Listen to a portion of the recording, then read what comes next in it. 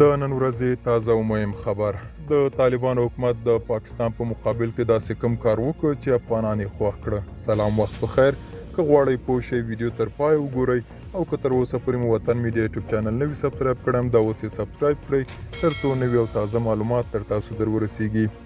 په اسلام آباد کې د طالبانو تر کنټرول لاندې سفارت اعلان کړی چې پاکستان د ناقانونه کډوالۍ په تور نیول شوي 150 افغان اتباع خوشي کړي دي. دغه سفارت د معلوماتو له مخې دغه کسان چې ماشومان او ښځې هم پکې شامل دي پرون چهارشنبې د تلې پر اومه خوشي شوي دي.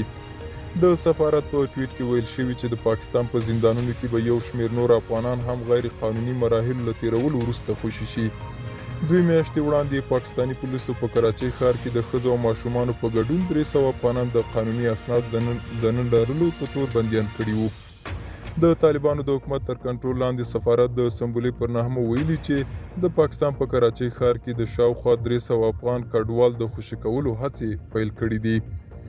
د بهرنیو چارو وزارت ویان مرستیال ضیا احمد تکل ویلي نن یو شمېر خوشي شوي او د پاتې نورو د خوشي کولو پریکړه به په راتلونکو ورځو کې وشي.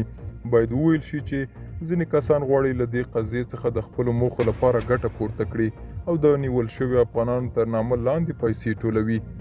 د افغانستان د اسلامي امارت سفارت او قونسلګرۍ چې له پاکستاني چارواکو سره په نږدې تماس کې دي رسنیو ته د ځینو کسانو ادعاوې بې بنسټه ګڼي او ټینګار کوي چې له دا ډول پیښو څخه باید ناوړه ګټه پورته نه شي. ملګرو، دا و زموږ نننۍ چمتو شوی ویډیو. تر بیا ښه وخت، ښې چارې.